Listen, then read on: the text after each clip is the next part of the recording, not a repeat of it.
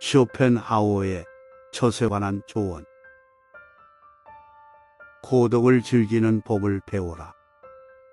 고독의 적막함을 오랫동안 견디지 못하는 사람들은 자신의 고독의 일부를 사회로 가지고 가는 습관을 붙이고, 사람들 사이에서도 어느 정도 고독을 즐길 수 있는 법을 배워야 한다. 사람들 사이에서 고독을 즐길 수 있는 법은 자기가 생각하고 있는 것을 남들에게 전달하지 말고, 다른 사람들이 말하는 것을 액면 그대로 받아들이지도 말며, 남이 뭐라 하든 남들의 견해에도 무관심한 태도를 취하는 것이다. 이것은 언제나 가장 확실한 수단이다. 이대로 하면 아무리 남들과 어울려도 그들과의 교제에서 포로가 되는 일이 없으며, 다른 모든 사람들에게 한층 더 순수하고 객관적인 태도를 취할 수 있다. 그러면 사회와 너무 긴밀하게 접촉하지 않아도 되고, 그로 인해 조금이라도 더럽히거나 또는 마음에 상처를 받는 일도 없을 것이다. 사회에서의 사교나 모임은 불에 비교할 수 있다. 현명한 사람은 적당한 거리를 두고 불을 쬐며, 어리석은 사람처럼 불에 손을 집어넣지 않는다. 그러나 어리석은 사람은 불 속으로 뛰어들어 화상을 입고, 고독이라는 차가운 곳으로 도망을 쳐서는 화상을 입었다고 한탄한다. 상대를 바꿀 수 없다면 이용하라. 우리는 다른 사람들과 더불어 살아가야 하기 때문에 아무리 고약하고 보잘것없더라도, 또는 어이없고 가소로운 것이라 해도 다른 사람의 개성을 무조건 비난해서는 안 된다. 오히려 그 개성이 존재할 수밖에 없는 것, 변치 않는 것으로 간주해야 한다. 왜냐하면 상대의 본래적인 개성, 인식 능력, 기질이나 인상 등은 아무도 바꿀 수 없기 때문이다. 따라서 우리가 사람들 사이에서 함께 살려면 주어진 개성이 어떤 상태에 있든지 그 개성을 그대로 인정하고 존중해 주어야 한다. 우리는 다른 사람들의 타고난 개성을 그것의 종류와 특성이 허락하는 범위 내에서 이용할 생각만 하면 된다. 이것이 바로 나도 살고 남도 살린다는 말의 참된 의미이다. 사람을 대할 때에 주의해야 할 것. 인간은 너그럽게 대하면 버릇이 없어진다는 점에서 어린아이와 비슷하다. 따라서 사람을 대할 때는 너무 관대하거나 친절해서는 안 된다. 대체로 돈을 빌려달라는 것을 거절하여 친구를 잃어버리는 일은 없지만, 오히려 돈을 빌려준 것이 화근이 되어 친구를 잃는 경우가 종종 있다. 사람들은 특히 자신이야말로 상대방에게 꼭 필요한 존재라는 생각을 곧잘 한다. 그런 생각을 하면 을에 교만하게 되고 주제넘는 행동을 하게 된다.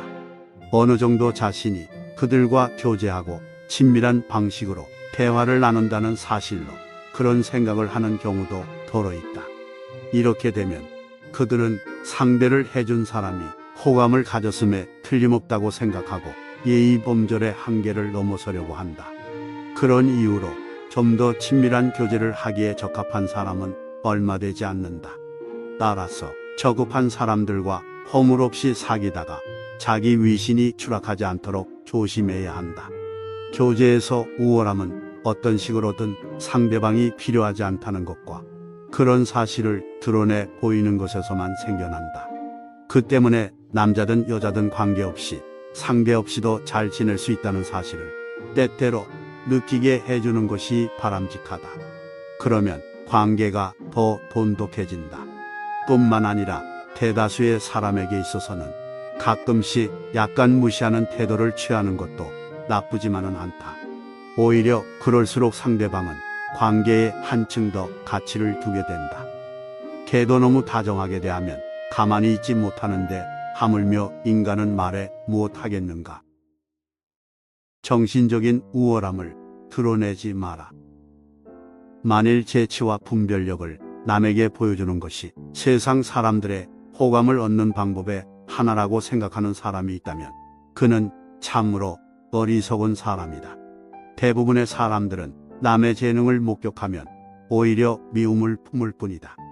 어떤 사람이 자기와 이야기하는 상대방이 훌륭한 정신적 장점이 있다고 생각되면 그 사람의 의식 속에는 자기가 상대방의 장점을 알아내고 느낀 것처럼 상대방도 자기의 결점이나 무기를 알아채고 느낄 것이라는 추론을 한다. 이와 같은 간단한 3단 논법이 그로 하여금 미움과 분노를 일으키게 한다. 따라서 사회에서는 지위나 돈으로 존경받는 것을 기대하는 것은 괜찮지만 정신적인 탁월함으로 존경을 받을 생각을 하면 안 된다. 심한 경우 정신적인 탁월함은 무례한 것으로 간주되거나 아니면 사람들에게 환영을 받지 못하면서도 얼굴을 내밀고 자랑을 해대고 있다는 식으로 해석을 당하기 쉽다. 아무리 겸손한 태도를 취했다 하더라도 정신적인 탁월함을 나타낸 것에 대해서는 용서를 받을 수 없다. 침묵의 나무에는 평화의 열매가 열린다. 만일 누군가가 거짓말을 하고 있다는 의심이 들면 우선은 그 사람의 말을 정말로 믿는 척하는 것이 좋다. 그러면 대담해진 그는 신이 나서 점점 더 큰 거짓말을 하게 되어 스스로 정체를 드러낼 것이다. 이와 반대로 상대방이 숨기려고 하는 진실의 일부를 무심코 발설한 것을 알아차렸을 때에는 그것을 믿지 않는 듯한 태도를 보여라. 그러면 그는 반대 의견에 자극을 받아 진실의 나머지 전부를 발설할 것이다. 또한 자신의 사사로운 일은 친한 사람에게도 비밀로 하는 것이 좋다. 왜냐하면 자신의 사사로운 비밀을 알려주면 나중에 뜻하지 않은 피해를 입을 염려가 있기 때문이다. 일반적으로 자신의 분별력을 드러냄으로써가 아니라 침묵을 지킴으로써 나타내는 편이 한층 더 바람직하다. 침묵은 현명함의 문제이고 말은 허용심의 문제다. 하지만 우리는 침묵이 가져다주는 지속적인 이익보다는 말이 가져다주는 일시적인 만족을 선호하는 경우가 빈번하다. 내가 비밀을 지키고 있으면 그것은 나의 포로가 되고 내가 비밀을 누설하면 나는 그곳의 포로가 된다. 일을 대하는 자세. 어떤 일을 시작하기 전에는 충분히 깊이 생각하라. 일을 마치고 결과를 기다릴 때는 걱정하지 말고 불안해하지 마라. 그 일로부터 벗어나고 그 일에 관하여 생각하지 마라. 이미 충분히 숙고했고 최선을 다했다면 마음을 편안하게 하라. 만약 결과가 나쁘다면 우연과 실수의 손길에서 벗어날 수 없던 것으로 여겨라. 독창성을 발휘해라. 남을 본보기로 삼고 행동해서는 안 된다.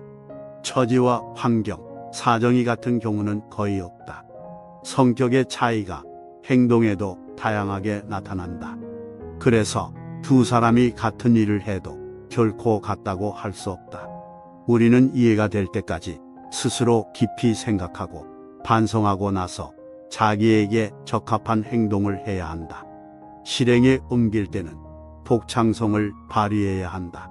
그렇지 않으면 행하는 일이 자신의 존재 방식에 어울리지 않게 된다. 분노와 증오. 분노나 증오를 얼굴에 나타내지 마라. 그것은 무익하고 어리석고 위험하고 천박한 일이다. 분노나 증오를 행위 이외의 방법으로 타인에게 나타내서는 안 된다.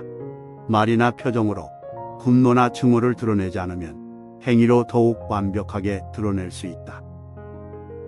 현재야말로 믿음직한 여신이다.